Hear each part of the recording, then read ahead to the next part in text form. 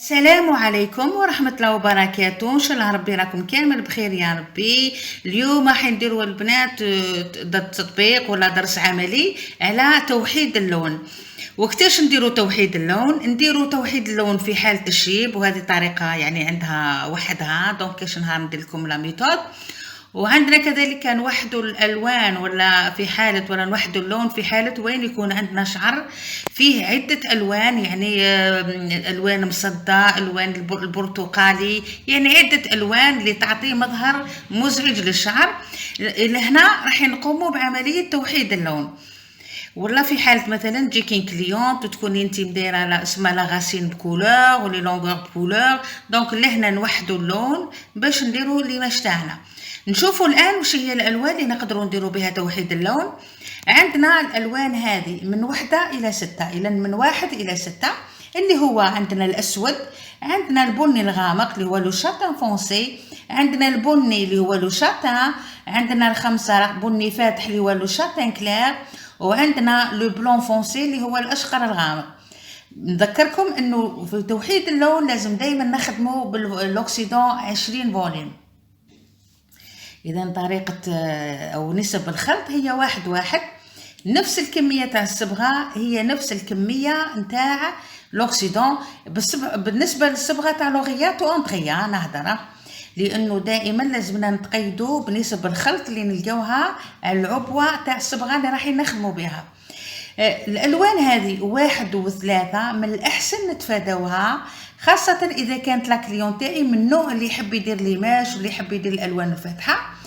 ما نديروش توحيد بال1 و3، نروحوا مباشره 4 5 أو 6.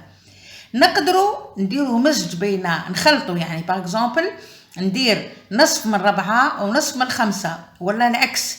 دونك 5 و6، ولا بين 4 و6 اذا كان ما عنديش 5، وهكذا.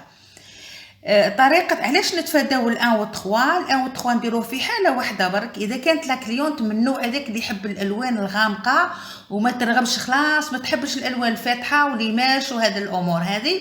نقدروا هنا نوحدوا بالان ولا بال3. ولكن اذا كانت لا كليون تاعي النوع هذاك اللي تقول لك انا بعد فتره حابه ندير ليماج هذيك، اذا هنا ما تشوفوش خلاص مع الان و3. نروحوا مباشره الى التطبيق البنات.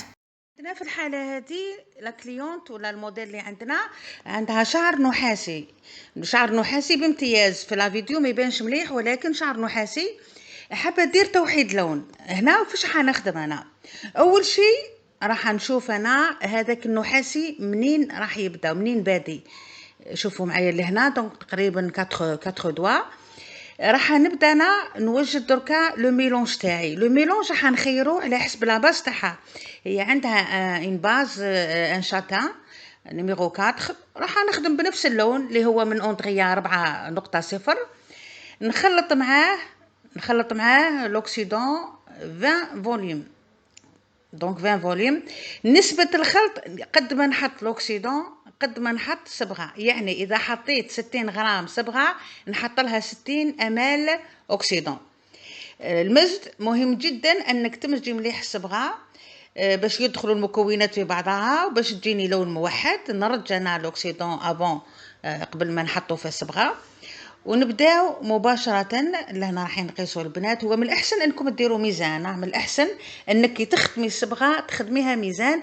راح نكيلو فقط شحال راح نحط الاكسيدون مع الصبغه. نبداو عمليه المزج. ولهنا مهم جدا انك تمزجي، ما تخليش الصبغه فتره باه تابليكيها، يعني مباشره كي تخلطي. دونك عمليه مزج اللي تتطلب دقيقه او دقيقتين، مباشره نروح نابليكي لا كولوراسيون تاعي على الشعر.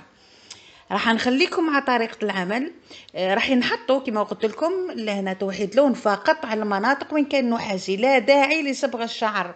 يعني ما كان له ندير ان سورشارج على الشعر تاعي، نخلي لون طبيعي. راح فقط نوحد وين النحاسي ونخدموا بهذه الطريقه. الوقت بيان سور البنات هو الوقت تاع الصبغه اللي هو بين 30 الى 35 دقيقه. بعد ما نكونوا كملنا، اذا نترككم شويه مع لا فيديو ومن بعد نروحوا بعد ما نوليو راح نغسلوا شعر. نزيد نهضر لكم نعطيكم بعض النصائح.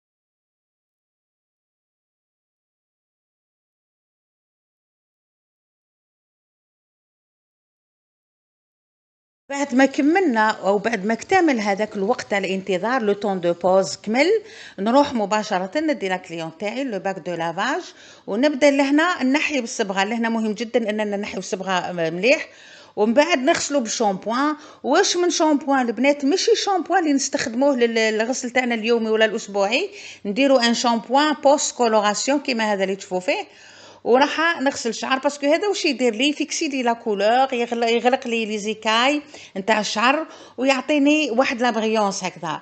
من بعد نديرو ان ماسك سون سولفات بهذه الطريقه. لو ماسك اللي حطوه البنات ما تحطوهش من لاغاسين على الجلده تاع الراس، حطوه فقط على الشعر. اذا بهذه الطريقه نوزعوه دونك ونطلع الفوق. من بعد دونك لهنا ما صورناش العمليه، ولكن يبدا يتحط كيما هكذا. انا مش نطلعوه الفوق ولكن نبعدو شويه على الفروه تاع الراس. وبعد ذلك البنات نكونوا قد انتهينا من العمليه. شيحناه. اذا شوفوا معايا هاي النتيجه. دونك اللون رائع، وشوفوا حتى لا بريونس جات في الشعر.